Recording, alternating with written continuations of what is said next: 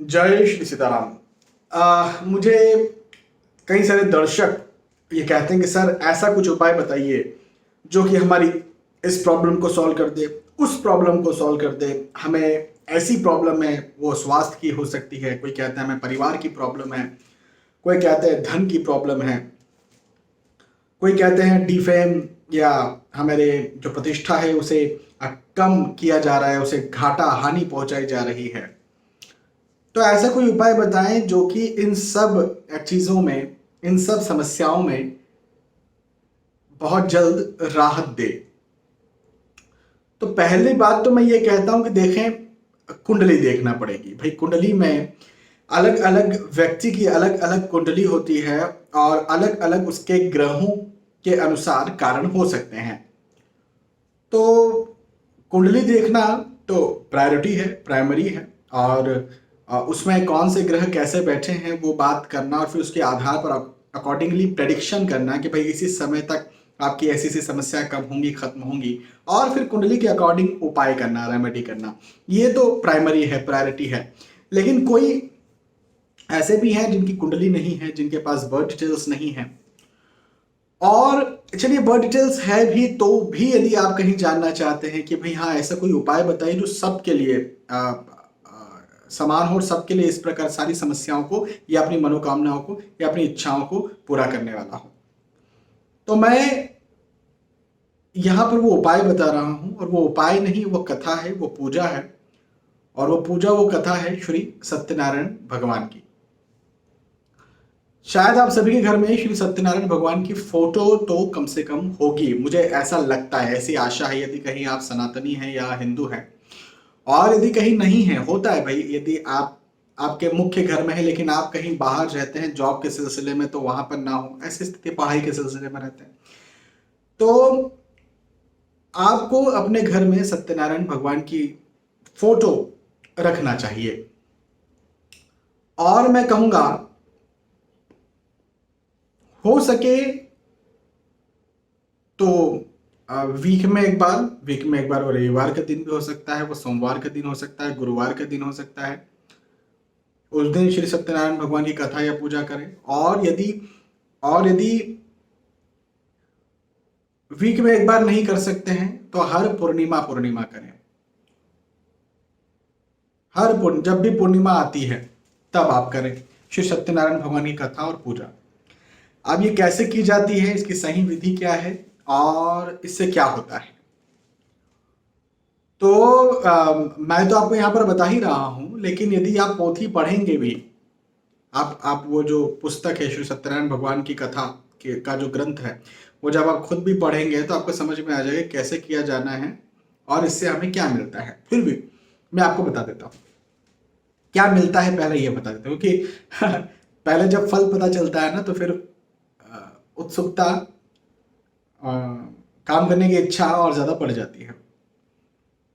तो श्री सत्यनारायण, और शास्त्रोक्त बात है, हाँ मैं अपने मन से बना चढ़ा करके कुछ नहीं कह रहा हूँ, ये शास्त्रोक्त बात है कि आपकी कोई भी मनोकामना हो। अब कोई भी, मैं कोई ऐसा नहीं बोला कि आर्थिक मनोकामना हो, शारीरिक शारीरिक तौर पर, स्वास्थ्य के तौर पर परेशान है वो कोई मनोकामना है, पारिवारिक कोई मनोकामना, ऐसा कुछ नहीं बोला है। आपने कोई मनोकामना एक मांगी कि मेरी ये मनोकामना है, मेरी नौकरी लग जाए, मेरे पास इतना मेरा बिजनेस है तो इस कदर मेरा बिजनेस जो है आगे बढ़े, मेरी शादी इस समय पर हो जाए, मेरे बच्चों की शादी हो जाए, जो भी है। तो आपने वो मनोकामना मांगी श्री सत्यनारायण जी भगवान से, उनकी फोटो के सामने, और उनसे कहा कि आप हमें ऐसा करिए और हम आपका व्रत करना अब शुरू करते हैं। तो हर पूर्णिमा पूर्णिमा या गुरुवार गुरुवार ऐसा बोल सकते हैं, और आप व्रत करना जो है वो शुरू करिए। व्रत में क्या क्या किया जाता है, तो जिस दिन आप व्रत कर रहे हैं, हो सके यदि आप कर सकते हैं तो पंडित जी को घर में बुला लीजिए और उनसे कहिए कि सत्यनारायण भगवान की कथा करनी है। और फिर पंडित जी सारी बातें आपको पूरा बता देंगे, भाई ये लाना है, ये नहीं लाना है, इसको इस प्रकार से रखना है, इसको यहाँ अरेंजमेंट करना है, या मैं आकर के यहाँ अरेंजमेंट कर दूंगा, मैं ये सब चीजें लेकर के आ जाऊंगा, जो भी है वो पंडित जी पूरा अरेंज कर देंगे। पंडित जी से बात कर लीजिए। यदि आप पंडित जी नहीं कर सकते तो भी आप कथा कर सकते हैं। ऐसा कुछ नहीं है कि पंडित जी को ही बुलाएंगे तो ही कथा होगी। आपको बस एक पोथी लेना है, पोथी मतलब एक बुक लेना है जो सत्यनारायण भगवान की कथा की होती है, और आपके घर में सत्यनारायण भगवान की फोटो कम से कम होना चाहिए, फ्रेम फोटो। फोटो पर हार जो है, फूलों का हार लेकर के आइए, वो चढ़ाइए, उनके सत्यनारायण भगवान के नाम पर घी का दीपक लगाइए। अच्छा, ये कथा सुबह के समय होनी चाहिए, है ना। खाने के पहले हो, भोजन करने के पहले हो तो ज्यादा बेहतर है यहाँ पर सत्यनारायण जी की कथा में। और घी का दीपक लगाइए, अच्छा प्रसाद कुछ बनाइए। आप प्रसाद में आपकी जो इच्छा, सात्विक प्रसाद बनाइएगा, जो शास्त्रोक्त प्रसाद होता है ना। नॉनवेज अंडा यदि घर में कहीं बनता है तो भैया उसे आप भूल जाइए, और सात्विक प्रसाद बनाइए। वो प्रसाद में हलवा हो सकता है, सिंपल आपका जो गेहूं का आटा है इसका ही हलवा हो सकता है। गेहूं के आटे को घी में सेक लीजिए और उसमें थोड़ा सा पानी डाल दीजिए, शक्कर डाल दीजिए, हलवा बन गया गेहूं के आटे का। गुड़ भी डाल सकते हैं, और फल फ्रूट का आप भोग लगा सकते हैं। फल फ्रूट मार्केट से आप खरीद के ले आइए, आपकी इच्छा जो आपको भोग लगाना हो श्री सत्यनारायण जी भगवान को। तो आप भोग भी जो है बना करके रखें, और दिया लगाने के बाद खुद ही जो है वो सत्यनारायण भगवान की कथा या जो पोथी है, जो बुक है, वो पढ़ना शुरू कर सकते हैं सुबह नहा धो करके। और आपके घर में कोई सदस्य है जो कि आपके घर में है और वो बैठ सकते हैं, तो उन्हें आग्रह कीजिए कि आप बैठिए और ये कथा सुनिए, जो मैं बोल रही हूँ पढ़ पढ़ के वो आप सुनो। सुनने का भी अपना बहुत महत्व है, बोलने का भी अपना बहुत महत्व है। तो एक बात ये, इसके बाद में प्रसाद इतना बनाइए कि ये आप दूसरों में बांट सके। तो अपने घर परिवार में तो बांटिए, लेकिन अड़ोस पड़ोस में जहां भी आपके रिश्तेदार हैं, जितना आप दे सकते हैं उतनों को प्रसाद देना सत्यनारायण भगवान की कथा का एक सबसे बड़ा महत्व यह है कि प्रसाद अधिक से अधिक लोगों में बांटिए, अधिक से अधिक लोगों को कथा सुनाइए। ये और बहुत बड़ा महत्व है इस बात का। यदि आप ऐसा करते हैं और उसके बाद में फिर प्रसादी ग्रहण, प्रसादी मतलब भोजन आप जो है करते हैं, और आप लगातार करते हैं, जैसे गुरुवार किया तो हर गुरुवार आप कर रहे हैं, पूर्णिमा किया तो हर पूर्णिमा आप कर रहे हैं। हाँ, महिलाओं के कुछ दिन होते हैं, जैसे महिला ने कोई कोई लेडी है जिन्होंने लिया और गुरुवार गुरुवार करने का लिया, लेकिन किसी गुरुवार वो मासिक धर्म से ग्रसित हो गए या प्रॉब्लम आ गया, कोई बात नहीं भैया, ये भगवान ने दिया है। भगवान से कहिए कि इस प्रकार की कोई स्थिति आएगी तो मैं नहीं कर पाऊंगी, आप ही के द्वारा आदेशित है। तो ये करिए, और जो भी आपके मन में एक इच्छा है तो सिर्फ उस एक इच्छा को, ऐसा नहीं मेरा मेरा स्वास्थ्य भी ठीक हो जाए, मेरी बच्चे की नौकरी भी लग जाए, मेरा आर्थिक स्थिति भी ऐसा हो जाए, मेरा ये भी हो जाए, एक कुछ भी बात को लीजिए।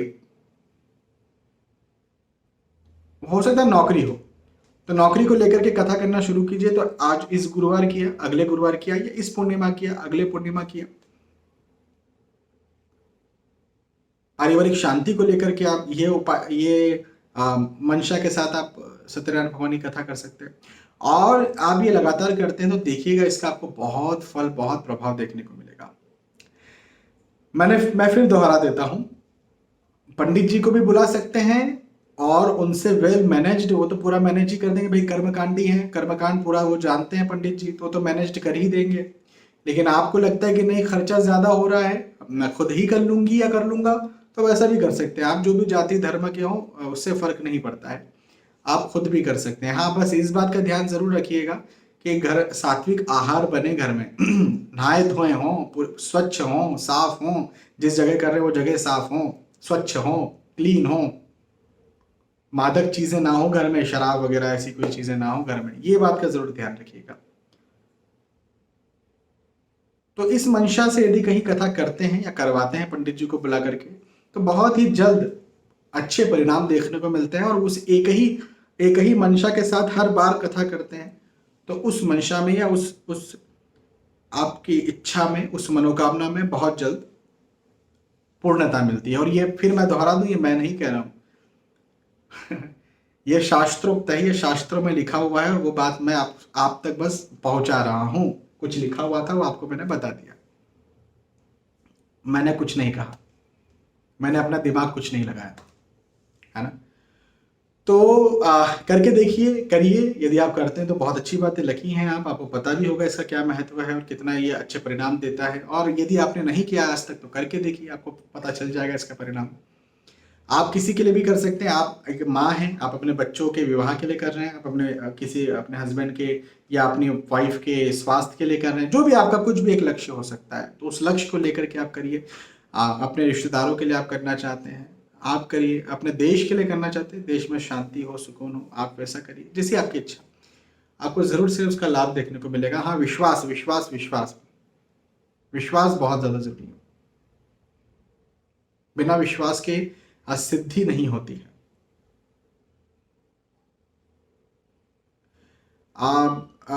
ये शास्त्रों में वर्णित है कि यदि आप विश्वास नहीं करते, सिद्धि का मतलब क्या है, सफलता नहीं मिलती। तो विश्वास करना सबसे पहली बात है। और दूसरी बात, फिर लगन से, दिल से, प्रेम से, भाव के साथ में कर्म करना। भाव बस्य कृपा निधान। आपने कितनी महंगी चीज रखी है ये मायने नहीं रखेगा, आपके भाव कितने मन से हैं, कितने डीप हैं, ये मायने रखेगा। तो इस बात को जरा आप ध्यान रखें, और यदि कहीं आप करते हैं तो आपको जरूर से इसका फायदा देखने को मिलेगा। चलिए, आज के इस वीडियो में आपसे विदा चाहता हूं मैं, और आने वाले वीडियो में फिर हम मिलेंगे। तब तक के लिए जय श्री सीताराम।